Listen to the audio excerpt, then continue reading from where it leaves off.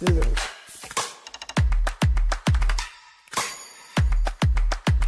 les détracteurs, c'est bon, hein. On en fera d'autres.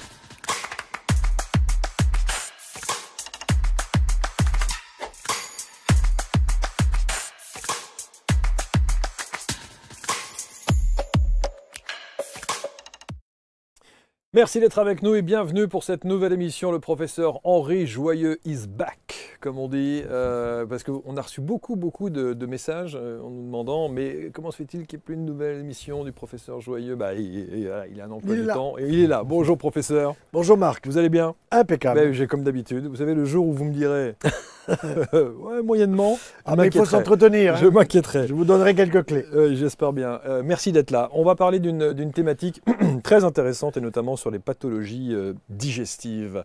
Parce que ça, on a reçu énormément de questions à ce sujet, comme d'ailleurs beaucoup d'autres questions sur d'autres thèmes que nous aborderons dans d'autres émissions. Pourquoi vous avez choisi cette thématique des pathologies digestives? Bien écoutez, depuis le 1er janvier 2024 jusqu'au 31, j'ai reçu à peu près 150 questions auxquelles je ne peux pas répondre, c'est-à-dire des dossiers de patients pour lesquels je n'ai pas le droit de répondre parce que je suis suspendu de mon titre de docteur en médecine, mais en tant que professeur de chirurgie digestive et de cancérologie, j'ai le droit de répondre à beaucoup de monde.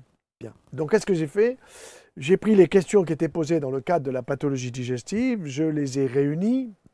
Je vous les ai envoyés en vous disant, écoutez, on va répondre aux gens par là. Comme ça, ce n'est pas une réponse personnalisée. Là, j'ai le droit de donner une réponse généralisée. Nous en sommes là aujourd'hui. Mais bon, c'est une façon aussi très sympathique de pouvoir répondre à des gens et de voir les questions qu'ils posent. C'est très intéressant parce que vous savez, je suis prof de chirurgie digestive. Ça veut dire que le tube digestif de haut en bas, je l'ai pratiqué chirurgicalement et en même temps les suites opératoires, le diagnostic, tout ce qui se passe dans ce tube qui est quand même assez long, hein. On a 6 mètres, 5 à 6 mètres d'intestin grêle, on a le côlon, le droit, le gauche, le transverse, on a le rectum. Bon, il y a des pathologies partout, il y a des troubles partout. Et ce qui me frappe aujourd'hui, c'est que les gens, à partir d'une mauvaise alimentation, on y est venu plusieurs fois, eh bien, ils ont des troubles digestifs majeurs. Et si on ne leur explique pas le trouble digestif, ils ne vont pas trouver la solution. Et souvent, il va falloir changer l'habitude alimentaire ou alors réaliser un acte chirurgical, un acte médical qui peut être nécessaire. Alors, on dit que l'intestin, c'est le deuxième cerveau.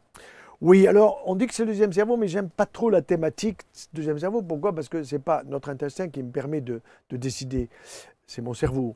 Par contre, il est vrai que ce qui se passe dans l'intestin peut influencer sur le cerveau.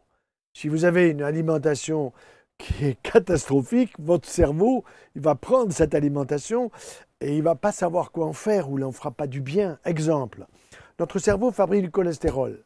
Et vous me direz, mais dites-moi, du cholestérol, on en trouve trop dans le sang, etc. Oui, mais celui qui est dans le sang ne passe pas vers le cerveau. C'est le cerveau qui le fabrique. Le problème, c'est de savoir à partir de quoi il fabrique, le cerveau, ce cholestérol dont nous avons besoin pour que nos neurones fonctionnent, pour que les décisions soient bien prises. Eh bien, c'est à partir d'huile végétale. On en parlera certainement. Donc, vous voyez, des choses comme ça, je pense que le grand public est capable de l'entendre. Alors qu'aujourd'hui, on va surtout pathologiser, c'est-à-dire, vous avez une pathologie, on va vous proposer un traitement, il y a une molécule pour vous, il y a un nouveau traitement, c'est pris en charge par la Sécu, vous inquiétez pas.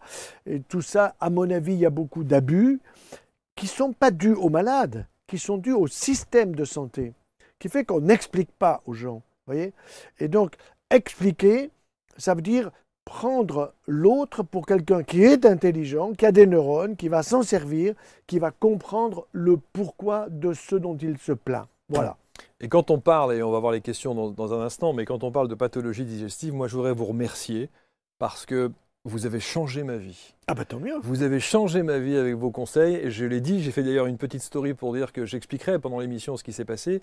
Autant vous dire que sur les pathologies digestives, je connais pour les avoir bien expérimentées. Vous avez dégusté, comme on dit. Et il y a des choses, et c'est ça qui est intéressant, c'est qu'il y a des choses très simples très simple. à mettre en place bien sûr. qui changent tout. Tout à fait. Ouais. et qui change tout, c'est-à-dire qui vont vous éviter des thérapeutiques inutiles. On verra certainement les IPP, c'est-à-dire les inhibiteurs de la pompe à protons. Ben maintenant, on sait que normalement, les labos, ils veulent que vous en preniez à vie, quoi. Maintenant, on sait que ça augmente des risques de cancer. Je vous expliquerai pourquoi. Allez, première question, on y va, il y en a beaucoup. Le reflux gastro-œsophagien. Alors, qu'est-ce qui se passe? Dans l'estomac, on a un liquide gastrique acide, pH 4. Ça veut dire une acidité forte. Acidité ne veut pas dire goût acide. Ça veut dire la qualité de l'acidité du produit qui est le liquide gastrique, est un pH faible. Par contre, notre salive, a un pH alcalin, 6, 8. D'accord? Le pH neutre étant à 7. Bon. Donc vous avez une salivation qui est à 6, 8. Vous descendez après avoir bien mastiqué vos aliments, ça arrive dans l'estomac, et l'estomac, c'est fait pour digérer. Pour digérer quoi? Ce que vous avez longuement mastiqué, goûté, vous vous êtes régalé, avec un pH donc plutôt alcalin, ça arrive dans l'estomac et là, il y a du boulot.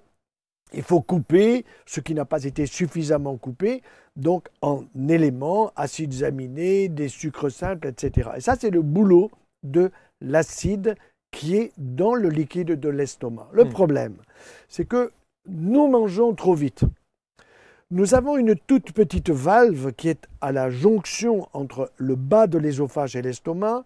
Et si un jour je vois le créateur, je lui dirais que cette valve, elle n'était pas bien foutue parce qu'elle est souvent, malheureusement, marche mal, cette valve. Elle marche mal. En ce sens qu'elle ne joue pas le rôle de clapper pour éviter que le liquide gastrique ne remonte vers l'ésophage.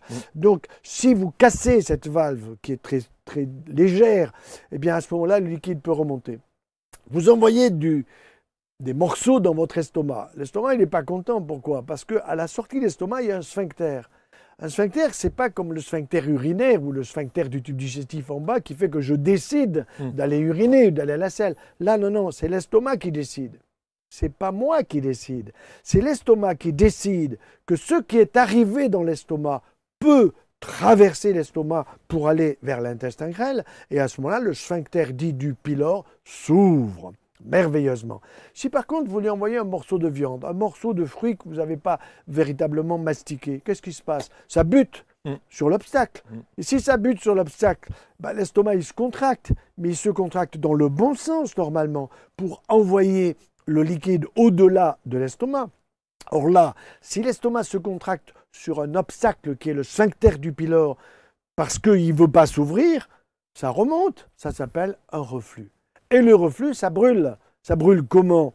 Parce que le pH acide dont j'ai parlé à 4 de l'estomac remonte sur l'ésophage qui normalement reçoit un pH à 7, 8, 6, 8, plutôt alcalin. Alors, ça brûle. Ça brûle jusqu'à un moment où ça ne brûle plus. Et c'est quand ça brûle plus que ça peut devenir dangereux. Pourquoi? Parce que la personne a pris un traitement qui est une IPP pour réduire l'acidité de l'estomac, mais on sait que cette acidité au long terme qui manque fait que l'estomac ne va pas, si vous voulez, se défendre correctement contre les agressions alimentaires, et vous risquez de faire un ulcère et le transformer en cancer. Pas sympa du tout. À éviter. Donc ça veut dire que le monsieur qui a un reflux ou la dame qui a un reflux gastro-œsophagien, calmos. 1. Se servir de ses dents. Mastiquer longuement, ne jamais envoyer des morceaux vers l'estomac. Et deuxièmement, être cool, prendre donc son temps, se méfier de ce que l'on consomme et commencer par du végétal. Voilà la salade au départ et pas la salade à la fin. Voilà. C'est ça. Voilà la clé. Ou les crudités. Ou les crudités, oui, bien sûr. Ou les crudités. C'est ça qui va tout changer. Bon, et donc, aujourd'hui, le gastro, qu'est-ce qu'il fait? Le gastro-entérologue. Ce sont des gens très sympas, mes collègues. Mais je les appelle des tubologues. Tubologue, je te mets un tube par là et je regarde ce qui se passe. Et puis, si ça ne va pas, il n'y a là, rien dans l'estomac, je vais vérifier par le bain pour voir s'il n'y a pas quelque chose ailleurs. Bon. Donc, le gastro, il voit que vous avez de l'inflammation, c'est plus ou moins rouge au niveau de l'estomac, de l'ésophage. Ah, madame, monsieur, vous avez un gros reflux, je vous traite. Et en route. Et en même temps, je vais vous chercher un germe, un Helicobacter pylori. Absolument. Helicobacter pylori. Bactère, bactérie, pylori proche du pylore, hélico parce que forme plus ou moins d'hélicoptères au microscope, si vous voulez. Et cet hélicobactère, on le sait, il vient de mauvaises habitudes alimentaires par des différences de pH qui fonctionnent mal. Et à ce moment-là, ça brûle. Ça brûle, gastrite, inflammation, œsophagite, inflammation de l'œsophage. Attention, risque un jour ou l'autre de cancer. On connaît la chronologie. Donc je peux vous aider à fabriquer un cancer de l'estomac. Donc si je vous aide à le fabriquer, et écoutez-moi, vous ne l'aurez pas, croyez-moi, il vaut mieux pas l'avoir. Napoléon, il a connu ça. Il a fait un cancer de l'estomac, il en est mort. Je parle de Napoléon Ier. Son papa est mort, lui, beaucoup plus tôt, malheureusement, à Montpellier, quand il est passé, il était inopérable à l'époque. Et il a fait aussi un cancer de l'estomac parce qu'il y a des éléments qui peuvent être génétiques. Mais ce n'est pas parce que le gars, il a le gène du cancer de l'estomac, admettons le fils de Napoléon ou descendant, qu'il fera un cancer. Si je lui explique bien les choses, la façon de s'alimenter, je vous promets qu'il ne fera pas de cancer de l'estomac. Faisons une petite parenthèse, notamment pour les personnes qui ont fait une certaine opération quand elles sont en obésité et qui ont fait des sleeves, par exemple. Bon, c'est donc la réduction. On leur a réduit leur estomac. L'estomac. Est-ce que ce flux gastrique est toujours le même malgré il est en réduction. Il peut être en moindre quantité, sauf que ça dépend de la quantité d'estomac qu'on a laissé à la personne. Soit on lui a laissé un tiers, et avec un tiers ça fonctionne, soit on lui a laissé que la moitié, avec la moitié ça fonctionne, soit on lui a presque tout enlevé. Voyez, donc ça dépend de la quantité. Donc moi je dirais que la quantité de liquide gastrique fabriqué par l'estomac continuera à se faire, il faut l'entretenir, mais cela va dépendre de ce que l'on met dans son assiette et de son assiette dans son palais des saveurs. Vous comprenez? Et effectivement, vous avez des gastro-entérologues qui vont vous dire prenez tel médicament à vie. À vie, oui, je sais. On préconise à vie. Oui, mais alors là, j'espère qu'il y en a quelques-uns qui nous écoutent. Les plus jeunes peuvent nous écouter, les plus anciens, ils disent oh, tout ça, c'est dépassé, puis ça ne m'intéresse pas. Mangez ce qui vous fait plaisir. Souvent, c'est ça. Mangez ce qui vous fait plaisir. Non, ils disent souvent, et on me l'a dit, on m'a dit il vaut mieux que vous preniez ces médicaments-là qui vont empêcher cette acidité plutôt que, effectivement, jouer au chat et à la souris avec l'acidité. Parce qu'ils ne savent pas. Parce qu'ils ne savent pas. Si vous voulez, comme je vous disais tout à l'heure, tubologue, ça veut dire ils utilisent leur tube, ils en vivent très bien de leur tube par en haut et par en bas. Le reste nutritionnel, c'est-à-dire faire comprendre et comprendre soi-même comment fonctionnent nos habitudes alimentaires pour notre santé, ça, ils n'ont pas la formation. C'est très dommage. Justement, les IPP. J'en pense pas du mal au moment où la personne est brûlée et si vous voulez, il a des brûlures assez importantes et il ne supporte pas, il ne peut pas dormir la nuit, il se positionne mal dans son lit, etc. Là, il faut le traiter. Mais en même temps, il faut lui donner des conseils nutritionnels. Le problème, c'est que le gastro, il va donner l'IPP sans donner de conseils nutritionnels, sauf si il est en travail de collaboration avec un naturopathe. Parce que si il travaille en collaboration avec un naturopathe, qu'est-ce qui va se passer? Un nutritionniste. Ce naturopathe, il va évidemment maintenir le traitement parce qu'il respecte parfaitement ce que dit le médecin, mais il va donner des conseils nutritionnels qui fait que des IPP, au bout de 3 mois, il n'y en a plus besoin. Vous comprenez? Ça va changer les choses. C'est pour ça que je suis très très favorable à ce que j'appelle les professions de santé autour du monde médical. Il n'y a pas assez de médecins en France. Bon, très bien. Avec pas assez de médecins, ça veut dire qu'il faut quand même qu'on puisse donner des conseils. Seulement les laboratoires pharmaceutiques, ils préfèrent que vous bouffiez des IPP toute la vie. Vous comprenez? C'est pris en charge par la Sécu, ça ne vous coûte rien. Mais le problème, ce n'est pas de prendre des IPP ou de ne pas prendre des IPP, c'est de les prendre quand c'est utile. Et pas quand on peut s'en passer. Et pas sur le long terme. Et pas sur le long terme, certainement pas. Évidemment. Question. J'ai peur d'avoir un cancer de l'estomac, comment être sûr que je ne l'ai pas? Alors écoutez, si il y a de la cancérophobie, c'est-à-dire ça s'appelle la peur du cancer. Bien. Les gens qui ont peur du cancer, il faut faire très attention avec eux. Pourquoi? Parce qu'ils ont des raisons. Soit des raisons de nature familiale, de nature psychologique, ils sont stressés d'une manière générale, quelles qu'en soient les raisons. Et si le gars, il vous dit « j'ai peur d'avoir un cancer d'estomac », d'abord vous allez interroger « pourquoi vous avez peur? Quel trouble avez-vous ?»« J'ai aucun trouble. »« Ah, et pourquoi vous avez peur alors? »« Parce que mon voisin, parce que ma femme, parce que mon copain, etc. » Bon, d'accord. Alors, la solution, c'est évidemment d'aller regarder dans l'estomac. Vous ne pouvez pas regarder dans l'estomac par une simple radio. Donc, il faut faire une endoscopie. Ça s'appelle une gastroscopie. Alors, qu'est-ce qui se passe? C'est une petite légère anesthésie de la zone pour passer le tube, soit par la bouche, soit par le nez. On descend gentiment le long de l'ésophage. On arrive dans l'estomac, on regarde, on retourne le tube pour voir de tous côtés s'il n'y a pas d'anomalie. Éventuellement, on fait un petit prélèvement pour chercher un Helicobacter pylori dont je parlais tout à l'heure. Et s'il n'y a rien, eh bien voilà, madame, monsieur, je vous tranquillise, il n'y a pas de cancer de l'estomac. Soyez donc rassurés.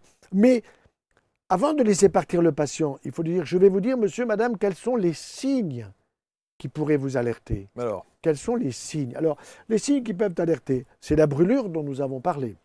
C'est le reflux gastro-œsophagien, dans le mauvais sens. C'est le fait d'avoir de mauvaises digestions, c'est-à-dire d'avoir des éructations. Si vous avez le pylore qui est fermé et que ça ne veut pas passer, eh bien, il y aura tendance à avoir de l'air qui remonte. Nous avons dans l'estomac à peu près 30 à 40 millilitres d'air. Bon. Et cet air est fait pour rester là. Il n'est pas pour remonter. Si la personne est tout le temps en train d'éructer, une personne écrivait récemment, moi j'ai des éructations nocturnes tout le temps. Bon, d'accord. Alors, on ne va pas lui faire tout de suite une endoscopie, on va l'interroger sur la façon dont il s'alimente. À quelle heure mangez-vous le soir? Est-ce que vous mangez à toute pompe? Est-ce que vous prenez un sandwich ou est-ce que vous prenez... Vous voyez? Bon, et vous allez... Et ça, c'est le naturopathe qui le fait le mieux. Il y a des gastros qui s'y sont mis. Il y a des généralistes qui s'y sont mis. Le problème, c'est qu'ils n'ont pas le temps. Il y a une consultation, renouvellement d'ordonnance, et au suivant, et au suivant, au suivant. C'est à la chaîne pour 25 ou 26 euros la consultation, ça ne colle pas. Bon, donc, si vous voulez, la personne qui a peur d'un cancer de l'estomac, moi, je la prends au sérieux. Toujours. Je vais interroger. Ça ne veut pas dire que je vais systématiquement l'envoyer au gastro pour qu'il fasse une endoscopie, mais il faut prendre la personne au sérieux. Les cancérophobes, il faut faire attention. Parce qu'un jour ou l'autre, ils peuvent le faire et puis ils viennent vous dire « je vous l'avais dit et maintenant je l'ai ». Et comme quoi, on peut mentalement mais le cerveau joue un rôle choses. très important de régulateur, d'apaiseur, si vous voulez, il apaise. Voilà, capital. Question. J'ai de fortes douleurs sous une oreille, une bosse et un peu de fièvre et on me dit parotidite. Alors, au-dessous de nos oreilles ici, nous avons les parotides de chaque côté. Glande salivaire majeure qui est capable de fabriquer le litre de liquide de salive par jour si je mastique. Et quand je mastique ici, mes muscles qu'on appelle masséters, ils massent mes parotides de chaque côté et permettent de fabriquer la salive. Attention, après une intervention chirurgicale, ou quelles que soient les raisons, vous avez des gens qui se retrouvent avec une inflammation sous l'oreille. Bon. Quand c'est un enfant, on pense aux oreillons. On dit le petit, il a les oreillons. Pourquoi on dit il a les oreillons? Parce que la parotide, ici, la glande, grossit et elle soulève un peu le lobe de l'oreille, si vous voulez. C'est pour ça qu'on parlait des oreillons. Bon. Parlons de l'adulte. L'adulte, il a une inflammation parotidienne. Pourquoi? Parce que sa parotide, soit elle a des petits cailloux, de la boue, dans le canal d'évacuation de la salive, soit il y a une inflammation, une infection de la parotide, parce qu'il n'est pas assez hydraté. Ça, c'est très fréquent après une intervention chirurgicale. Le malade n'a pas soif, on le perfuse. Très bien, mais on ne le perfuse pas assez. Ce qui fait que n'étant pas suffisamment perfusé, c'est-à-dire hydraté dans son organisme, il a une bouche qui est sèche, il respire la bouche ouverte en pleine nuit à l'hôpital ou chez lui, et à ce moment-là, il peut se faire que nous avons des germes ici. On a un microbiote buccal, on a un microbiote tout le long du tube digestif qui va s'aggraver en nombre de microbes. Plus je descends et plus il y en a. Bon, mais il y en a ici, de là. Bon. Donc si j'en ai déjà dans la bouche et qu'il y en a qui vont vers la parotide, qui se vide mal de sa salive, cela s'enflamme. Docteur, j'ai mal. J'arrive pas à mastiquer. J'ai un mal de chien ici. Qu'est-ce qu'il faut faire? On mettra un petit cataplasme. Et à fond, boire, laver la bouche, hydrater, hydrater. Ça s'appelle une parotidite. C'est assez fréquent en post-opératoire. Un interne qui vous dit, le malade, monsieur, il a une parotidite, vous lui répondez, tu es incompétent, mon petit gars. Ah, pourquoi je suis incompétent, monsieur? Non, tu as fait un très bon diagnostic. Mais tu aurais dû avertir le patient qu'il faut laver la bouche tous les matins, qu'il faut s'hydrater correctement et tu n'apportes pas suffisamment de perfusion dans ta réanimation. Voilà. Et le gars, il apprend à vie, il a compris ce que c'est. Hydratation. Hydratation. Hydratation, essentielle. Quand faut-il se faire opérer de hernie hiatale? Alors, Ça, c'est un sujet important. D'abord, qu'est-ce que c'est qu'une hernie hiatale? On sait ce que c'est qu'une hernie ombilicale, une hernie inguinale. Et puis, il y a la hernie hiatale. Alors ça vient du mot hiatus. Hiatus, en latin, ça veut dire c'est un passage, c'est un trou. Bon. Il s'avère que entre le thorax et l'abdomen, nous avons le diaphragme, d'accord, qui est à la fois un muscle et une aponévrose, qui est destiné, quand nous respirons, je remplis mes poumons se remplissent d'air et mon diaphragme descend. Je vide mes poumons, mon diaphragme monte. C'est une pompe, bien. Mais il y a des éléments qui sont dans le thorax, qui doivent traverser ce diaphragme pour aller dans le ventre. L'ésophage passe par là. Donc cet ésophage, il passe à travers un hiatus. Cet hiatus, c'est ce qu'on appelle un espace entre des éléments musculaires assez solides qui permettent donc à l'ésophage de passer, à l'estomac d'être au-dessous et de rester gentiment à sa place. Si la personne n'est pas sportive, 90% des Français, qu'est-ce qui se passe? Eh bien, il va y avoir le fait que les muscles qui sont solides pour laisser passer l'ésophage et empêcher l'estomac de remonter dans le thorax, ces muscles sont faiblards. Il y a une sorte d'atrophie musculaire, et cette atrophie musculaire fait que l'estomac a tendance à remonter. Il a tendance à faire hernie dans le thorax. Alors, il y a des hernies par glissement, il y a des hernies par roulement, peu importe des noms, ça c'est pour le spécialiste. Et si la hernie hiatale est importante, c'est-à-dire de la grosseur de mon poing, par exemple, vous voyez, ça il faut intervenir chirurgicalement. Pourquoi? Parce que ça veut dire qu'il y a un tiers de la partie haute de l'estomac qui est passé dans le thorax. C'est pas sa place. C'est pas sa place. Donc, quand vous mangez, ça vous gêne au max du max. Vous voyez? Donc, alors, on va commencer par le gastro. Il vous dit, ah ben oui, vous avez une jolie hernie hiatale. Jolie, ça veut dire importante. Bon. Et très souvent, il commence à donner les IPP. Il commence à donner un traitement. Ça vous calme. Ah, docteur, il est bon. Bon, puis ça recommence. Puis ça va être le traitement à vie. Et dès que la personne va faire des efforts, manger difficilement parce qu'il a mal mastiqué, etc., de nouveau, les troubles réapparaissent. Alors, on va revoir le gastro. Ah, ben la hernie hiatale, elle est toujours aussi jolie. Et là, je ferai un petit reproche parfois à mes collègues qui considèrent que la hernie hiatale, ça ne s'opère pas. Ce n'est pas vrai. Il y a des hernies hiatales qui s'opèrent, c'est-à-dire qu'il faut rétablir l'estomac, le remettre à sa place, bien refermer le muscle qui n'était pas assez solide pour éviter que ça ne remonte, et à ce moment-là, la personne est transformée. Je me souviens il n'y a pas très longtemps, une dame qui ne voulait pas se faire opérer. J'ai dit, madame, vous ne voulez pas vous faire opérer? Ok, vous aurez le traitement à vie, vous aurez très souvent des troubles que vous me décrivez. Moi, je vous dis, allez voir un tel, voilà, que je connais très bien, qui est un type remarquable, et après vous verrez. Et vous lui ferez une bise de ma part après l'opération, pas avant. Bon. Et ça s'est passé remarquablement. Ah, docteur, j'aurais dû vous écouter plus tôt. Ben, voilà. Mais ça veut dire qu'on ne lui a pas assez expliqué. Voilà. Ou alors, c'est le gastro qui a tendance à maintenir le patient en surveillance. Voyez. Donc, hernie hiatale, il y en a qu'il ne faut pas opérer. Quand elles sont toutes petites, il n'y a pas besoin d'opérer. Mais à ce moment-là, il faut leur faire de la gymnastique respiratoire. Et ça, les kinés ne le savent pas. C'est dommage, parce qu'ils feraient un très bon boulot.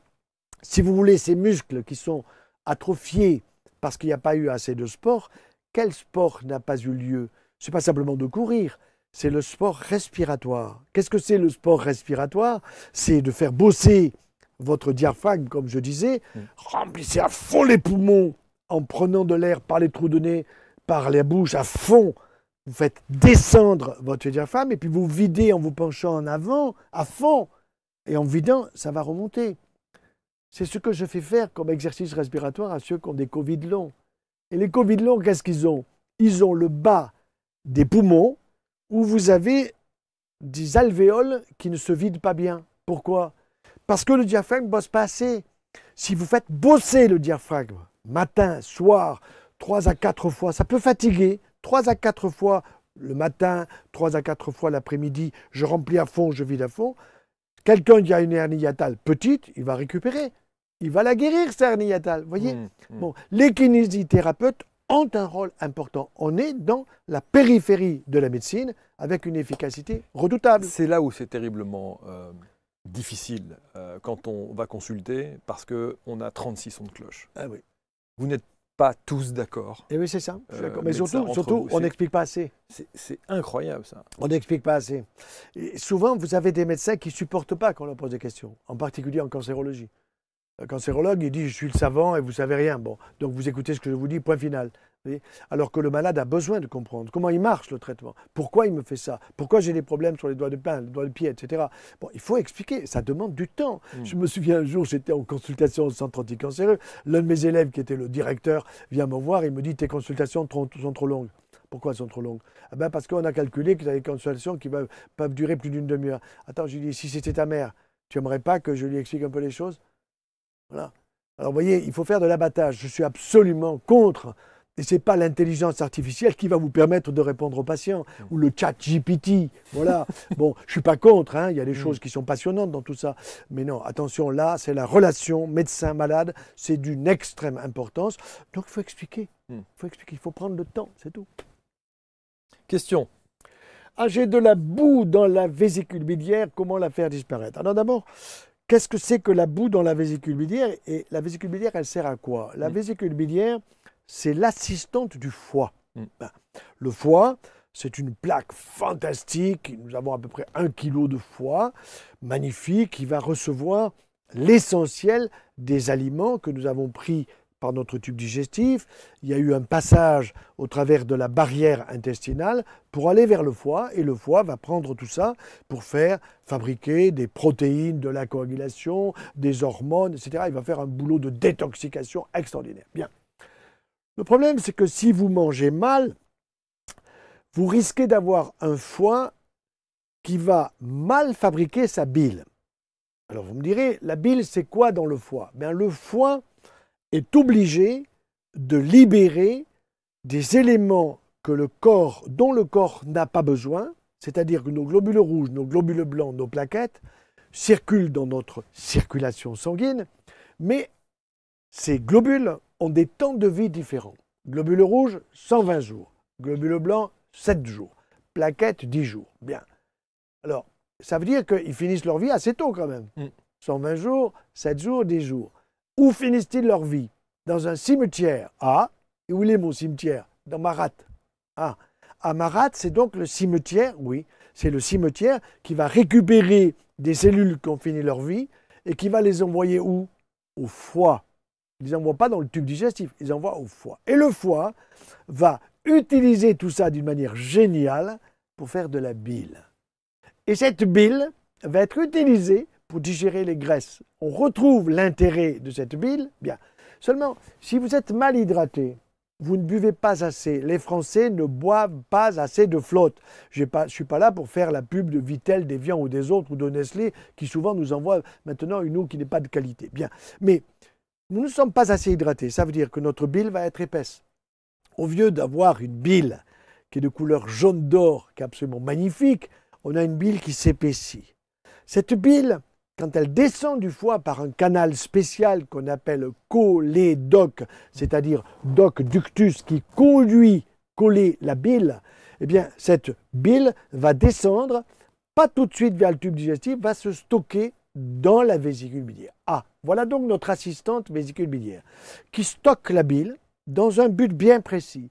C'est que quand vous lui envoyez une alimentation assez grasse de poisson, de viande ou d'ailleurs, eh bien à ce moment-là, elle se contracte gentiment et elle envoie la bile pour aider à la digestion de votre repas un petit peu copieux. Très bien, elle fait le boulot. Mais si vous n'êtes pas bien hydraté, si vous excitez votre vésicule biliaire avec une alimentation souvent trop riche, voyez, à ce moment-là, cette bile qui est dans la vésicule biliaire, elle ne va pas être assez liquide. Elle va commencer à déposer. Elle s'épaissit. Elle va s'épaissir. J'ai de la boue. Et cette boue, elle risque de devenir des petits cailloux, des petites lithiases. Des petites lithiases qui se réunissent, qui font une grosse lithiase. Voilà. Alors, la personne dit, docteur, j'ai mal au foie. Pas mal au foie, et mal à la vésicule. Là où je suis ici, c'est ma vésicule biliaire. Que j'appuie, ça me fait pas mal. Bon. Mais si j'ai fait un très gros repas, que j'ai de la boue dans ma vésicule, ah, c'est sensible. Docteur, vous me faites mal. Oui, je vous fais mal. Attendez, on va faire une échographie. On fait l'échographie, ben, madame, monsieur, vous avez de la boue. Souvent, les dames, après la ménopause, elles se mettent à boulotter, comme on dit. Vous voyez? Bon, alors, vous avez en cause beaucoup trop de produits animaux dans l'alimentation. Viande rouge, saucisson, charcuterie, produits laitiers en excès. Il y a trop de pubs sur les produits laitiers parce que je sais bien qu'il faut les vendre, les produits laitiers. Je suis d'accord, je ne suis pas contre. Mais à ce moment-là, vous risquez d'avoir une vésicule biliaire qui s'engorge. Et en plus, pas assez d'hydratation. Voilà. Donc, le danger, c'est que la boue devienne caillou, devienne lithiase. Tant que vous avez de la boue, vous n'avez pas besoin d'être opéré, sauf si vous avez mal régulièrement et que vous faites ce qu'on appelle des cholécystites. Cholécystite, ça veut dire inflammation de la vésicule biliaire, qui peut aller pour faire même un abcès dans la vésicule biliaire, comme on ferait une appendicite avec un abcès. Là, il faut opérer, il n'y a pas le choix, parce que vous risquez de faire à ce moment-là ce qu'on appelle une péritonite d'origine biliaire. Voyez? Bon, donc, la personne qui me dit « j'ai de la boue dans la vésicule biliaire », elle ne m'inquiète pas, mais je lui dis « attention, on va changer les habitudes alimentaires, on va discuter, parlez-moi du petit déjeuner, du repas de midi, du repas du soir, parlez-moi de votre hydratation et je vais vous aider à changer tout ça et on refera une nouvelle échographie vésiculaire dans un mois. Je verrai si vous êtes sérieux. » Et alors donc cette vésicule biliaire, si on était amené à avoir une ablation de la vésicule biliaire, Tout à fait. comment se régule cette mécanique entre le foie, la vésicule et l'estomac du coup? Excellente question. Eh bien écoutez, je ne dirais pas qu'on n'a pas besoin de vésicule biliaire. On a besoin d'une bonne vésicule biliaire. Mais si elle est malade, il ne faut pas la garder. Il ne faut pas la garder. Pourquoi? Parce qu'elle va vous créer des ennuis. Elle va vous faire de la boue, elle va vous faire des cailloux, elle va vous faire des inflammations, elle va vous faire une jaunisse, de la jaunisse, elle va vous faire une pancréatite. Vous allez avoir un tas de complications possibles. Donc, il faut éviter toutes ces complications. Ça veut dire que si vous n'avez pas de vésicule biliaire, c'est sûr que vous devez avoir une alimentation qui ne soit pas trop grasse en produits animaux. Vous voyez? Bon, il ne faut pas trop manger du cochon, il ne faut pas trop manger, vous comprenez? Voilà. Donc, et là, vous allez donner des conseils de manger mieux et meilleur. C'est manger mieux et meilleur. Donc, il n'y a pas à s'affoler si vous n'avez pas de vésicule biliaire en disant « Ah oui, mais je n'ai pas de vésicule biliaire, je suis handicapé. » Non, vous n'avez pas besoin d'une allocation d'handicapé parce que vous n'avez pas de vésicule biliaire. Vous vivre normalement et vous mangerez mieux et meilleur et vous aurez appris la leçon parce que je vous aurais expliqué, moi ou un autre, pourquoi vous avez fait des catastrophes dans votre vésicule biliaire. Vous voyez? Autre question aussi sur la vésicule biliaire et le foie. Lorsqu'on a ces douleurs sur le côté, quel est le premier examen à faire? Prise de sang, ça passe par quoi? Comment peut-on savoir si c'est un problème de foie ou un problème de vésicule biliaire? Vous avez tout à fait. Premier examen, examen clinique. Allongez-vous madame, allongez-vous monsieur. Là, tranquillement, vous frottez les mains pour avoir des mains tièdes. D'accord? Et puis vous allez tout doucement vous balader sur le ventre de la malade ou du malade, tranquillement, sans appuyer. Vous le mettez en confiance, ce petit ventre, n'est-ce pas? Bon. Et puis ensuite, vous allez palper, pas là où elle vous dit qu'elle a mal. Parce qu'avant, vous lui avez dit, montrez-moi avec un doigt ou une main où est-ce que vous avez mal. Docteur, j'ai surtout mal là. Bon, quand vous allez examiner, vous n'allez pas commencer par là. Vous allez aller ailleurs. Bon. Et puis, vous allez arriver sur la zone. Et tout doucement, vous palpez. Et là, vous vous dites, ah oui, c'est un problème vésiculaire. Ou au contraire, attention, le foie dépasse. Normalement, le foie, il ne doit pas dépasser le rebord costal, là. S'il dépasse le rebord costal, c'est que vous avez peut-être un problème, soit de picole, soit d'hépatite, soit etc., d'inflammation hépatique, vous voyez. Bon. Donc, l'examen clinique. Or, aujourd'hui, ce qui est grave, à mon avis, c'est que les jeunes médecins n'examinent pas, ou très peu. Si vous envoyez un qui examine, c'est un bon. C'est un bon. Donc, souvent, le malade, il dit, mais il ne m'a pas ausculté, il ne m'a pas examiné. Ben oui. Par contre, il a demandé un scanner, et le scanner dans 3 semaines. Il a demandé une échographie, je l'aurai que la semaine prochaine, alors que j'ai mal. Vous voyez? Donc, un examen clinique, ce qui est lui qui va un peu définir l'urgence. C'est-à-dire, oui, il faut le faire sans tarder. Vous voyez? L'examen, l'échographie. Alors, la prise de sang n'est pas urgente, évidemment. Y a-t-il ou non de la fièvre? Les gens vous disent, non, non, j'ai pas de fièvre. Vous avez un thermomètre? Non. Je n'ai pas de thermomètre. Les Français n'ont pas de thermomètre à la maison. Bon, il faut un thermomètre, surtout quand on a des enfants. Vous appelez une maman qui vous appelle au secours, vous dites quelle est la température, il n'en a pas. Comment vous savez ça? Ah non, il n'est pas chaud. Ah, il n'est pas chaud. Vous le prenez la température, je n'ai pas de thermomètre. Vous allez en chercher à la pharmacie. Elle revient, il a 38,4. Ah, il y a quand même de la fièvre. Vous voyez. mm. Donc ça, c'est important. Consultation, palpation, échographie. Échographie, et puis après, si on juge, on fait une prise de sang pour voir le taux des globules blancs. Ok. Parce que le taux des globules blancs va me dire, il y a une infection peut-être débutante. Au lieu d'avoir 7000, 6500 globules blancs par millimètre cube de sang, il y en a 12 000. Ah, il y a un truc inflammatoire quelque part. Plus une protéine inflammatoire qu'on appelle la CRP, peu importe les noms, CRP, qui est importante parce qu'elle me dit l'inflammation globale de l'organisme. Voilà. Merci. J'ai un gros calcul dans la vésicule biliaire qui ne me gêne pas, on veut m'opérer. Je ne veux pas. Vous voyez, ça c'est intéressant parce que le je ne veux pas, c'est l'enfant. Je ne veux pas. Bon, mais tu veux pas, je vais t'expliquer pourquoi il va falloir. Quels arguments pour, quels arguments contre? Voilà, la question elle est parfaite. Argument pour. Votre calcul dans la vésicule biliaire, je voudrais en savoir son volume. L'échographie vous dit 1 cm3, 2 cm3, 3 cm3. À la limite, je dirais, plus il est gros, plus il va falloir opérer. Plus il est petit, s'il est tout petit, bon, peut-être il pourra arriver à passer en buvant beaucoup, en aidant la vésicule biliaire à se contracter, il partira tout seul. Mais s'il est gros, et là j'ai un gros calcul dans la vésicule biliaire, je vais dire à cette dame ou à ce monsieur, est-ce que vous avez envie d'avoir un cancer de la vésicule biliaire? Ah, m'en parlez pas. Ah ben si, je vous en parle. Pourquoi? Parce que le gros calcul de la vésicule biliaire, il cherche à sortir. Il ne peut pas sortir parce que le canal, il fait, disons, 3-4 mm de diamètre, alors que le calcul, il fait plus d'1 centimètre de diamètre. Il ne peut pas passer. Donc ce calcul, la vésicule cherche à l'évacuer. Elle n'y arrive pas. Elle se contracte, elle pousse le calcul et ça irrite. Et j'irrite, et j'irrite, et j'irrite. C'est une irritation chronique. Si j'irrite ici au niveau de mon poignet comme ça, par mauvaise habitude, pendant des mois et des mois, un jour j'aurai un truc qui n'est pas un truc, mais qui est une kératose, une irritation qui pourra se transformer en cancer. Et là, le calculo-cancer, ça s'appelle comme ça, le calculo-cancer de la vésicule biliaire, ce n'est pas le calcul qui est un cancer, c'est le calcul qui crée le cancer. Si vous vous payez un calcul qui crée un cancer dans la vésicule biliaire, votre vie est en danger. On risque d'être obligé de vous enlever les 3/4 du foie. Pourquoi? Parce que la vésicule, elle est au contact du foie.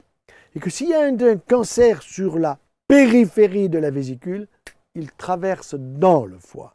J'en ai opéré pas mal. Et là, vous ne les sauvez pas tous.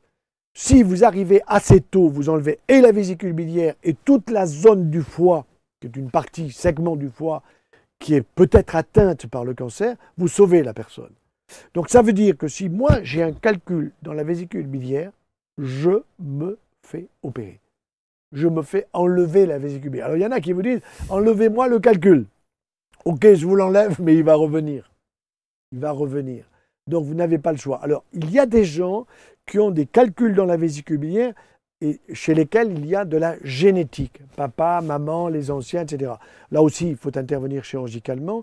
Donc le calcul dans la vésicule biliaire volumineux, il ne faut pas garder la vésicule. C'est le conseil que je donne. Donc le monsieur qui me dit « je ne veux pas », après lui avoir expliqué, qu'est-ce qu'il va me dire? Docteur, je vais réfléchir. Bon. On y va. Ouais. Mais moi, je vais lui dire, vous allez réfléchir, mais monsieur, je vous tiens maintenant. Je vous tiens en ce sens que vous allez me donner votre réponse, il n'y a pas le feu. Nous sommes à Pâques, ça peut se faire à Noël, il n'y a pas le feu, vous n'avez pas de trouble. Vous-même, vous le dites, il ne me gêne pas. N'empêche qu'il ne vous gêne pas, mais il y a quelqu'un qui l'a observé quand même. On a fait une échographie, on a fait un scanner et on l'a trouvé. Donc il ne vous gêne pas, mais attention qu'un jour ou l'autre, ça ne tourne pas dans le mauvais sens. Donc soyez sérieux, on se reverra, vous me tiendrez au courant, vous irez voir un tel ou un tel pour la chirurgie et vous inquiétez pas. Vous rentrez le matin et vous ressortez pratiquement le soir. Et donc les symptômes, lorsqu'il y a effectivement ces Alors quand il y a des symptômes, c'est toujours douleur, un peu comme la boue dans la vésicule biliaire, si vous voulez. C'est après les repas, j'ai une gêne, j'ai mal au foie. Les gens vous disent j'ai mal au foie, voyez, ou ils vous disent je digère mal. Alors il faut faire bien la distinction entre la mauvaise digestion et le problème vésiculaire. J'ai une méchante constipation, un très gros côlon, m'a dit le docteur. Il veut me faire opérer, je ne veux pas. Là aussi, vous voyez, que faire? Alors, Quand le docteur vous dit que vous avez un gros côlon, il faut savoir qu'est-ce que c'est que ce gros côlon. Est-ce que ça s'appelle un mégadolicocolon? C'est le terme utilisé en médecine.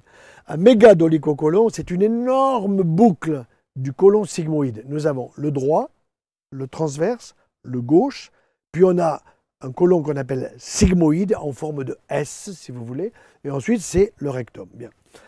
La boucle sigmoïdienne peut être très développée chez certaines personnes, à un point tel qu'elle se remplit de matière et ne se vide pas. Bon, on a un mégadolicocolon.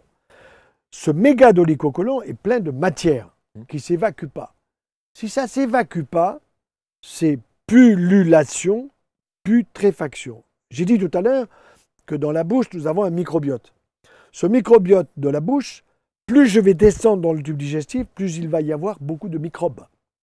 Et les microbes sont nécessaires à l'absorption, sont nécessaires à la santé. Ça s'appelle le microbiote qui est à la base de notre système immunitaire. C'est un autre sujet.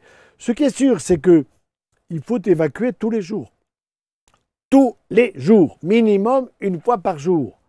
Avec des selles qui sont normales, on ne va pas faire de dessin. La personne qui a une méchante constipation, vous lui dites, vous allez à la selle tous les combien? Oh docteur, une fois par semaine. J'y vais le dimanche, ou j'y vais le lundi. Bon, ça ne va pas ça.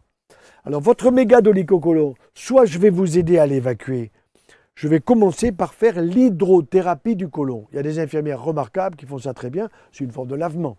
Bon.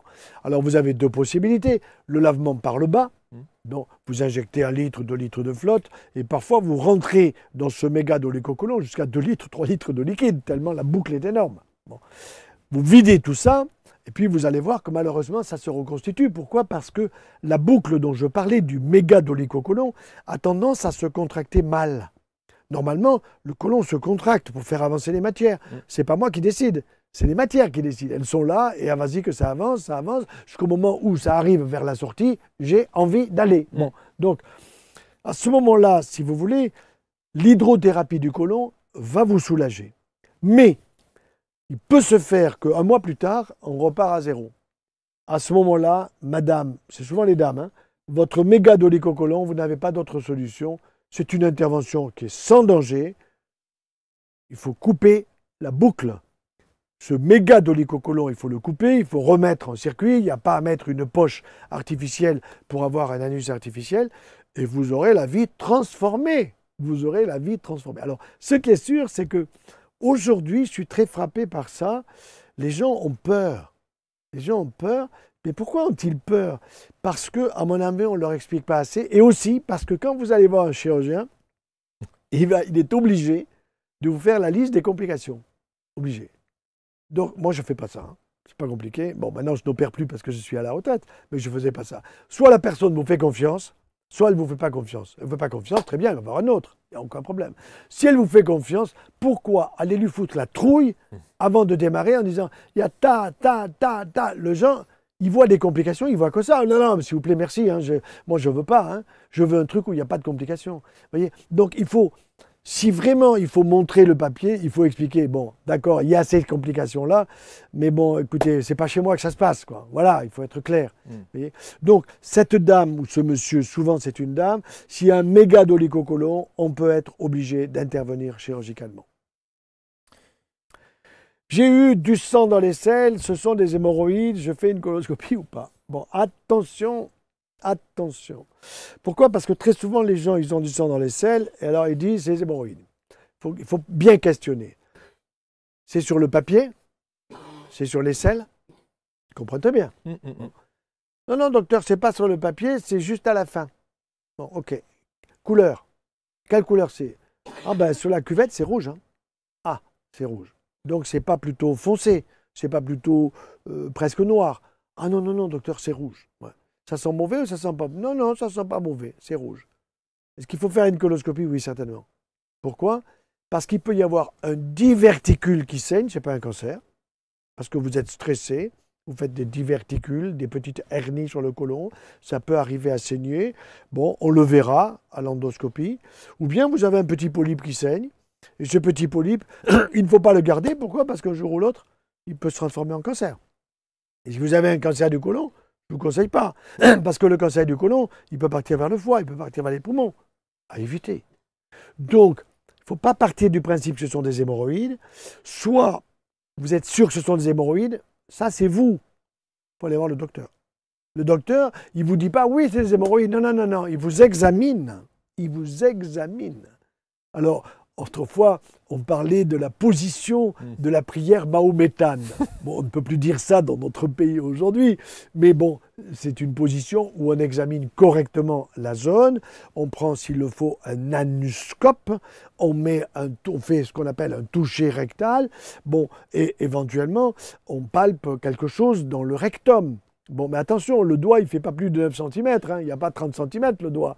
Donc le doigt, il ne voit pas au-dessus. Donc si on ne sent rien localement, il faut aller voir le gastro, qui lui a déjà vu, puisque c'est lui qui fait l'examen, c'est un proctologue. Bon, et il va faire une rectoscopie. S'il ne voit rien, il montera un peu plus et il fera une coloscopie. Donc, j'ai du sang dans les selles, je fais une coloscopie ou pas, eh bien, ça va être le médecin qui va discerner selon les questions qu'il va vous poser et selon les réponses que vous allez lui donner. Mais très probablement, il y aura au minimum un examen de la zone anale. Autre question. Depuis peu, j'ai des gaz qui tigrent la cuvette. C'est joli comme expression. Je trouve que ce n'est pas normal. Alors, vous voyez, j'aime beaucoup l'expression qui tigre la cuvette. Ça, c'est quelqu'un qui a eu une expression presque d'origine médicale. Vous voyez, donc c'est des gaz qui explosent. Il y a des matières, et la cuvette qui est normalement blanche, elle est tigrée. Bien.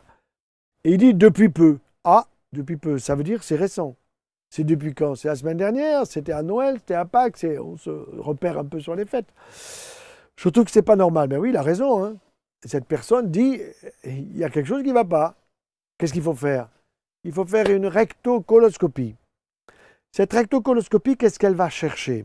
Elle va chercher à la jonction entre la boucle sigmoïdienne dont je parlais tout à l'heure, le sigmoïde et le rectum, il y a une zone qui est plus étroite. Ça s'appelle la charnière. Une charnière, c'est une zone un peu, si vous voulez, charnière, n'est-ce pas? Bon, donc c'est la charnière entre le côlon et le rectum. Cette zone est plus étroite. Très souvent, le cancer se développe là. Alors attention, monsieur, je ne dis pas que vous avez un cancer, mais vous pouvez en avoir un qui démarre. Donc il faut qu'il y ait une coloscopie. Cette coloscopie va voir la charnière recto-sigmoïdienne, sigmoïde-rectum, va faire des petits prélèvements et va voir que soit vous avez un polype, soit vous avez une anomalie, une ulcération à cet endroit-là qui a rétréci. Les matières sont au-dessus, elles ne passent pas. Le côlon se contracte, le gaz passe avec quelques petites matières, ça vous fait ce qu'on appelle les gaz qui tigrent à la cuvette. Donc là, il y a une indication de rectocoloscopie. À partir de 50 ans, on reçoit tous le petit document qui nous incite à faire le fameux dépistage colorectal. Je ne le fais pas. Je le ferai si c'était nécessaire. Je ne suis pas favorable à la généralisation, que ce soit des mammographies, que ce soit des rectocoloscopies, qui consistent, si vous voulez, à payer des médecins qui sont là à examiner des gens qui vont bien. Bon. Ce qui est certain, c'est qu'on a généralisé, si vous voulez, ce qu'on appelle la prévention du cancer, qui n'est pas de la prévention, qui est du dépistage. On vous cherche un cancer, soyons clairs. Bon. Il faut plutôt donner des signes. Quels sont les signes qui poussent à faire une rectocoloscopie? Le problème, c'est que vous avez des gens qui ont des signes qu'on ne leur explique pas. Ils disent, oui, bon, j'ai des ballonnements depuis peu de temps, bon, voilà, j'ai des gaz, tout ça. Bon. Mais oui, mais d'accord, mais ça, c'est depuis peu de temps, c'est ce que dit ce monsieur ou cette dame. Bon, donc, il faut faire des examens. Mais la systématisation, moi, je ne suis pas favorable. On fait des dépenses. Je me souviens, un jour, j'étais dans un département du nord de la France où il y avait une gastro, on s'était un peu accrochés tous les deux, parce qu'elle vivait que de ça. Elle vivait que de coloscopies payées par le Conseil général. Et plus elle en faisait, et plus le Conseil général était content parce qu'elle faisait de la prévention. Je dis, mais vous en trouvez combien? Ben, pour l'instant, ça fait 2 ans que j'en fais, j'ai vu un cas. D'accord, mais ce cas-là, il y avait des symptômes. Oui, il y avait des symptômes. Et les autres cas, il n'y avait pas de symptômes. Donc, effectivement, on reçoit ces papiers. Ça, c'est l'État, le département qui est content de vous dire « je m'occupe de votre santé ». Écoutez, on n'a jamais vu autant de cancers du sein. 60 000 nouveaux cas par an, c'est un fléau social. D'accord. On a des cancers du côlon et du rectum qui arrivent. on a déjà des métastases hépatiques. Alors comme là, il n'arrive pas à me faire croire que ce dépistage que l'on fait, ça permet d'éviter des cancers. C'est pas vrai. Ce qui est important, c'est d'utiliser les neurones des gens. Les patients, ils ont autant de neurones que les prix Nobel. Il faut leur expliquer. Est-ce qu'on peut comprendre aussi que c'est rassurant pour un patient que de se dire je vais me faire tester pour être sûr qu'il n'y a pas de Oui, mais alors, problématique. ça veut dire qu'on stresse la personne, quoi. Ah, c'est sûr que c'est pas le truc Vous le plus comprenez? agréable du monde. Bon, ben bien sûr, il faut vous faire une coloscopie, bon, il faut boire une potion magique pour vous nettoyer tout ça. S'il y a des antécédents familiaux, s'il y a des signes chez cette personne, si on n'explique pas les signes à la personne, si on ne lui dit pas si votre papa a eu, si votre maman a eu, il y a des facteurs génétiques ou des facteurs environnementaux qui font que vous mangez comme vos parents. Et que vos parents, eh ben, ils se sont gavés de ceci et de cela parce que c'était les publicités et que vous n'avez pas changé leurs habitudes. Vous aurez les mêmes pathologies. Vous aurez les mêmes pathologies que vos parents. Bon, sans que ça soit nécessairement de la génétique. Donc moi je suis pour la relation médecin-malade. Or aujourd'hui, je vous fais remarquer, c'est que nous avons des protocoles thérapeutiques, on nous impose des traitements, alors que très souvent on nous impose des coloscopies, des mammographies, des examens, de ci, de ça. Pourquoi pas faire aussi à tout le monde des cystoscopies pour les regarder dans la vessie, pour éviter des cancers de la vessie. Bon, par contre, j'ai un collègue qui est un grand spécialiste des tumeurs cérébrales, un type formidable à Montpellier, qui lui disait à partir d'un certain âge, on devrait faire des IRM au niveau du cerveau. Et là-dessus, je pense qu'il n'a pas tort, pour le repérage des anomalies vasculaires qu'il y a dans le cerveau. Pour un certain nombre de personnes. D'abord, ceux qui ont eu des problèmes dans la famille, puisqu'il y a des éléments génétiques, vous voyez. Mais il faut savoir, je dirais, sélectionner. C'est pas, on ne prend pas tout un peuple, voilà, et je vous passe 68 millions de coloscopies, 68 millions de mammographies, ou la moitié, puisque homme-femme, etc. Moi, je trouve que tout ça, c'est assez abusif, c'est un peu nous faire croire. Vous savez qu'aujourd'hui, nous avons des turbo-cancers. Qu'est-ce que c'est qu'un turbo-cancer? Turbo. C'est un cancer TGV, quoi. C'est un cancer qui est absolument inhabituel chez une personne que l'on n'attend pas, et vous déclarez un cancer qui va vous emporter en l'espace d'un an et demi. On ne sait pas très bien d'où ça vient. Alors, il y en a qui disent c'est les vaccins, il y en a qui disent c'est les comportements, c'est l'environnement, c'est la respiration dans le métro, c'est ceci. Bon, on a beaucoup de facteurs. Je prépare là-dessus quelque chose d'important sur les causes des cancers, parce que je pense qu'on peut les expliquer aux gens. C'est un cocktail de causes, il n'y a pas qu'une seule cause, mais il y en a beaucoup, mais il faut tout faire pour ne pas être au contact de ces causes. Voilà. Question. Faut-il opérer les enfants d'appendicite quand ils ont souvent mal au ventre? C'est une bonne question. Un enfant qui a souvent mal au ventre, c'est un enfant qui grandit. Il grandit, donc il ne faut pas trop s'affoler. Bon. Il grandit, il peut avoir 6 ans, 7 ans, il va prendre quelques 7-8 cm à l'âge de 10-12 ans, mais il se plaint, alors il faut chercher les raisons, ça peut être l'école, les camarades, ça peut être la maîtresse, le maître, etc. Il y a des facteurs psychologiques. L'enfant grandit, il a besoin aussi d'être conforté, d'être mis en confiance par son papa, par sa maman, etc. Donc il y a beaucoup d'éléments. Non, je ne suis pas pour opérer systématiquement les enfants d'appendicite, certainement pas, alors qu'à l'époque, il y avait un chirurgien parisien qui ne vivait que de ça. Il disait, il faut enlever l'appendice à tout le monde, parce que tout le monde un jour fera une appendicite. Non, l'appendice est un élément de notre système immunitaire. Si vous voulez, nous avons des amygdales au fond de la gorge. Ces amygdales au fond de la gorge, autrefois, on les enlevait à tout le monde. Complètement ridicule, parce que c'est le système immunitaire de défense dans la zone. Ici, eh bien, l'appendice, c'est le système immunitaire dans la zone du côlon, en particulier à droite. Bon. Que l'appendicite existe, c'est-à-dire inflammation appendiculaire, abcès appendiculaire, péritonite appendiculaire, bien sûr que ça existe, on en voit encore.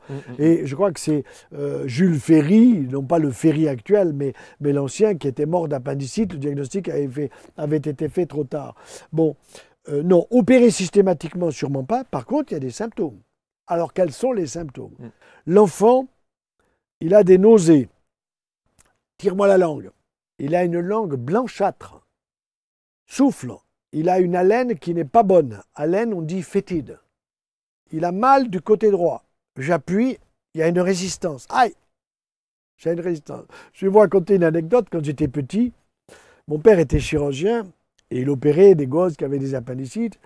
Et un jour, j'avais certainement pas envie d'aller à l'école et j'ai dit que j'avais mal au ventre. Alors, mon père vient m'examiner vers midi, midi et demi. Et je connaissais un peu les signes parce qu'il en parlait à la maison. Et il me dit, bon, ben, je t'opère à 2 heures. Je t'opère à 2 heures. Ça voulait dire, tu passes sur le billard à 2 heures. Bon, et vers 1 heure, 1 heure et quart avant de partir à l'école, il vient me voir. Ça allait mieux. Ouais, ça allait mieux. Tu pars à l'école. Direction l'école. Voilà, ça n'a pas marché, quoi. Non, le chirurgien qui connaît bien les enfants, j'aime beaucoup les chirurgiens pédiatres. Nous avons un fils qui est chirurgien pédiatre aux États-Unis.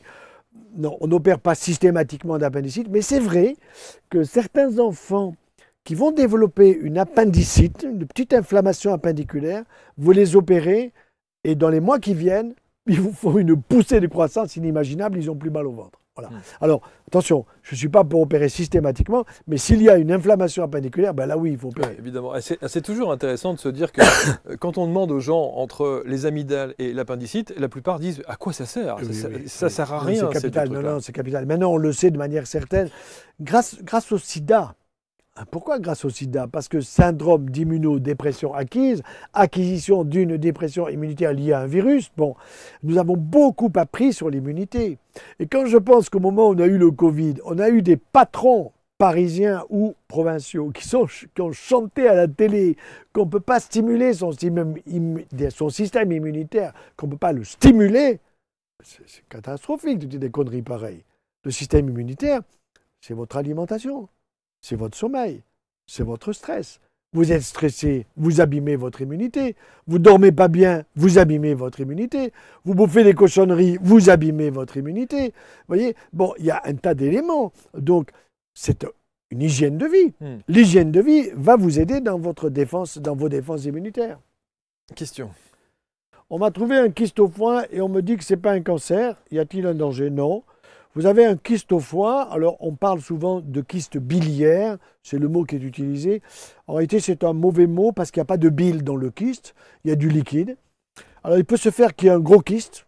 Récemment, il y a une dame qui avait écrit, elle avait un gros kyste biliaire, un gros kyste, et on lui dit qu'il faut l'opérer. Non, parfois il suffit de ponctionner. On le vide, ça se refait. Ce qui est certain, c'est que très souvent, il y a une maladie polykystique. Polykystique, ça veut dire beaucoup de kystes. Alors, il peut y avoir beaucoup de kystes dans le foie et aussi des kystes dans le rein. Quels sont ceux qui sont dangereux? Ce ne sont pas ceux du foie, ce sont ceux des reins. Parce que les kystes des reins peuvent envahir le rein à un point tel qu'ils créent une insuffisance rénale. Et à un point tel qu'à faire une double insuffisance rénale sur les 2 reins de chaque côté, vous risquez d'être passé et de passer au rein artificiel ou de passer à la greffe de rein. Ça, c'est une maladie d'origine génétique incontestable. Maintenant, on m'a trouvé un kyste au foie, là je rassure complètement, ça ne deviendra jamais un cancer, vous pouvez dormir tranquille. Alors vous avez une tumeur au foie. J'ai une tumeur au foie à 40 ans, mais je vais très bien.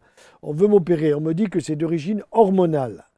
Donc c'est une dame, ça. Et à côté, il y a une HNF. Alors qu'est-ce que c'est HNF? Une hypertrophie, d'accord, nodulaire, focale. Une focale, quelque chose qui est focalisé, c'est quelque chose qui est focalisé dans le foie. C'est pas hypertrophie, hyperplasie, bon, peu importe le mot. Ça veut dire qu'il y a quelque chose d'origine hormonale dans le foie qui ne se développe pas bien, qui n'est pas du cancer, je vous rassure. Par contre, vous avez une tumeur au foie, je vous rassure, elle est bénigne, vous n'avez pas de cancer. Vous prenez la pilule depuis 20 ans. Expliquez-moi, madame. Elle a 40 ans, elle la prend depuis 17 ans, 18 ans, bon, peu m'importe. Elle prend les unes après les autres, elle les supporte peut-être très bien. Elle a des ovaires qui ne foutent plus rien, qui sont au repos total. Seulement, la pilule qu'elle prend, elle est estroprogestative. Ça veut dire que dans cette pilule, il y a 2 hormones. Estrogène, progestérone. Ce sont des hormones artificielles, destinées à remplacer les ovaires qui font le boulot estrogène et progestérone dans le cycle féminin. Il n'y a plus de cycle. Sauf qu'il y a un cycle artificiel. Mais où passent les hormones qu'elle prend comme un bonbon sous forme de pilule? Ça descend dans le tube digestif, ça passe le pylore, ça arrive dans l'intestin, ça traverse la paroi intestinale, ça arrive au foie. Et le foie, il reçoit des hormones dont il n'a pas besoin. à des taux énormes. 20 à 30 fois les taux fabriqués normalement par les ovaires. 20 à 30 fois plus. Pourquoi? Parce que la contraception consiste à bloquer les ovaires pour qu'ils ne foutent plus rien et qu'ils soient au repos et qu'ils ne risquent pas de libérer un ou des ovules pour faire des bébés. Je le comprends parfaitement. Mais par contre, cette dame, elle reçoit depuis 20 ans une quantité d'hormones qui est colossale, que le foie doit gérer. Et le foie lui dit, j'ai des difficultés à gérer dans 2 zones. D'une part, la tumeur, qui n'est pas un cancer, je vous rassure, et d'autre part, l'hyperplasie nodulaire focale. 2 endroits. Qu'est-ce qu'il faut faire? Obligatoirement, ne gardez pas la tumeur du foie. Pourquoi? Parce que cette tumeur, elle se développe juste sous la capsule du foie. La capsule du foie, c'est la partie devant. Il n'y a pas de capsule derrière. Il y a la capsule devant. Bon, qu'est-ce qui se passe? Vous êtes en voiture, madame. Vous freinez brusquement, vous avez la ceinture de sécurité, vous prenez un coup.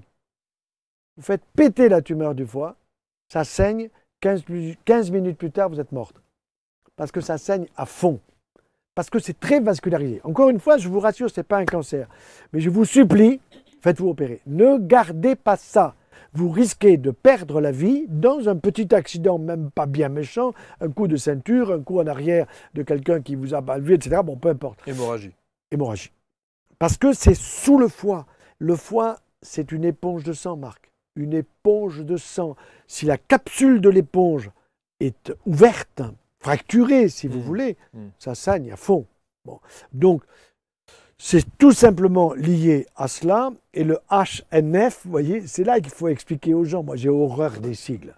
Il faut écrire hyperplasie nodulaire focale. Alors, à ce moment-là, la personne vous dit, ça veut dire quoi? Focal, c'est focalisé, ça j'ai compris. Nodulaire, c'est un nodule. Hyperplasie, c'est un cancer, docteur?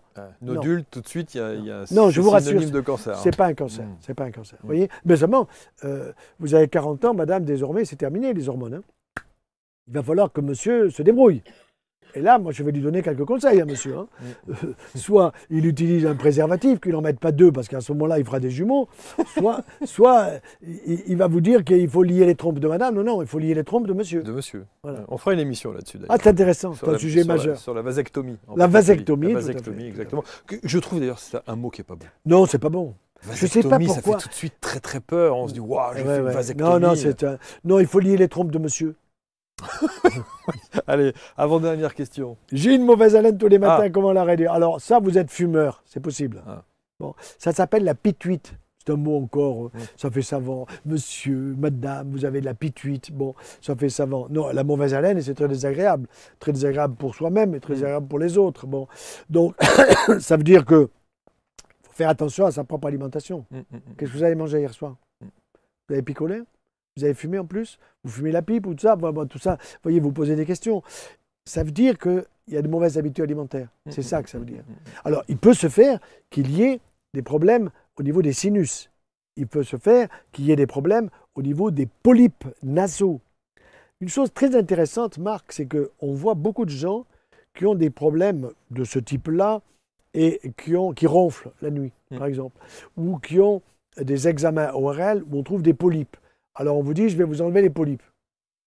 Oui, s'ils sont importants, il faut peut-être les enlever, je ne suis pas contre, mais pas trop toucher à ça. À quoi c'est dû ces polypes? C'est dû au fait que vous consommez des éléments qui sont faits pour les animaux et pas pour vous. L'autre jour, je vois une dame extraordinaire, et alors, elle avait un problème sérieux, si vous voulez, c'était avant que je ne sois suspendu, donc j'avais encore le droit de donner des conseils. Elle avait un problème de cancer, pour tout vous dire. Bon. Et alors, je lui demande ses habitudes alimentaires. Elle était un peu forte, tout ça. Et je lui parlais, moi, de votre petit déjeuner. Bon, alors, au petit déjeuner, il y avait le yaourt, il y avait le fromage, il y avait le jus d'orange, il y avait tout ce qu'il ne faut pas faire, quoi, si vous voulez. Et alors, je lui dis, mais madame, bon, vous prenez du lait de la vache, manifestement. Oui, oui, oui, j'aime beaucoup. D'accord. Mais le lait de la vache, il est pour qui? Et alors, elle me répond, pour moi. Mais non, il n'est pas pour vous. Non, mais la vache, avec quoi elle fait son lait? Elle me dit avec de l'herbe. Ah ben oui, bien sûr. Non, mais Madame le lait de la vache, il est pour son pichou, Ouais, pour les veaux. qui s'appelle le veau. Mm. Donc vous allez laisser tomber tout ça parce que vous mangez des facteurs de croissance. Et moi, j'ai pas envie que les facteurs de croissance, ils développent des choses qui sont déjà pas très bonnes à l'endroit de votre sein. Vous voyez, ça, je vous rassure, hein, ça c'était avant que je ne sois suspendu. Donc c'était en décembre 2023. Voilà. Allez, une dernière pour cette émission. J'ai des ballonnements récents qui me gênent beaucoup dans la... Ah ben, si vous avez ça, alors là, la France entière ballonne. Ça ballonne de tous les côtés. Et c'est dû à quoi? On revient toujours à la même chose. C'est-à-dire que quand vous prenez trop de sucre, saccharose, fructose, glucose, lactose, tout ce qui est en ose, n'est-ce pas? Bien. Maltose. Ça arrive dans le tube digestif. Et dans le tube digestif, il n'y a pas de l'air. Pas de l'air. De l'air oxygène. Il n'y a pas d'oxygène. S'il y avait de l'oxygène, les sucres oses que nous envoyons dans le tube digestif se transformeraient en alcool. Exactement comme quand vous tassez du raisin. Le raisin, vous le mettez au contact de l'oxygène, il va vous donner de l'alcool. Donc on serait tous bourrés. Bon.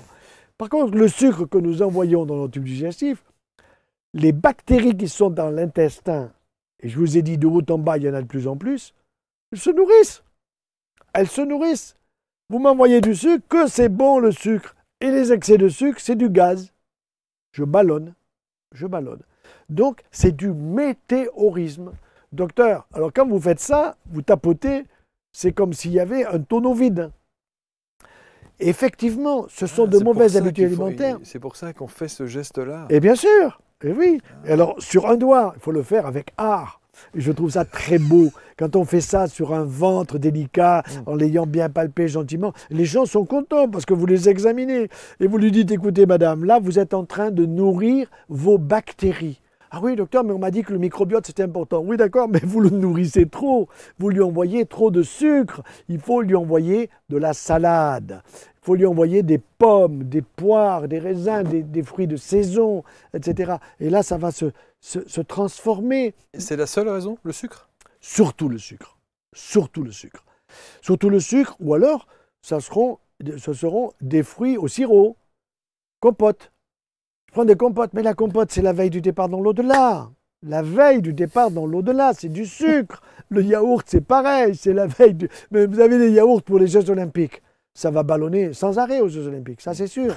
C'est sûr. Vous voyez, non, il faut y mettre de l'humour, parce qu'avec l'humour, je suis sûr, c'est cousin germain du mot amour. Ça veut dire que vous aimez les gens. Vous aimez les gens et vous aimez que cette dame, ce monsieur, vous disent pas « je suis ballonné, j'attends pas un bébé, c'est pas normal, j'ai un ventre ballonné comme une femme enceinte, alors que j'ai 60 ans, ça va pas. Voilà. Donc, vous voyez, c'était passionnant tout ça. Marc, je vous remercie d'avoir sélectionné toutes ces questions. C'est très intéressant de voir effectivement cette thématique de la pathologie digestive. Il y a beaucoup de choses, c'est un vrai enseignement. Je me demandais, est-ce que les consultations vous manquent? Ça va me manquer, ça c'est sûr. Ça va me manquer, mais grâce à vous, ça va plus me manquer parce que je vais répondre à des tas de gens. Exactement. C'est une solution. C'est une autre manière de procéder. Parce que vous avez le droit, vous, de me poser des questions pour les autres. Là, je peux vous répondre, vous comprenez? C'est ce qu'on a fait aujourd'hui. Exactement. Vous pouvez envoyer un mail, on vous met au-dessous de cette vidéo l'email du professeur Henri Et qu'il Joyeux, pose des questions, bien sûr. Pour poser évidemment des questions, on fera d'autres émissions. On parlera d'écologie aussi. Hein, tout à fait. Avec un de vos invités. Bien sûr. On parlera aussi des pathologies plus féminines. Hormonales. Hormonales. Très important. Et puis, masculine. C'est vous qui avez eu l'idée. Oui. Je trouve qu'elle est bonne. Exactement. Nous parlerons à ces messieurs. Et soyez là, commentez, partagez. On se retrouve très vite pour une prochaine émission avec le professeur Henri Joyeux. À tout de suite.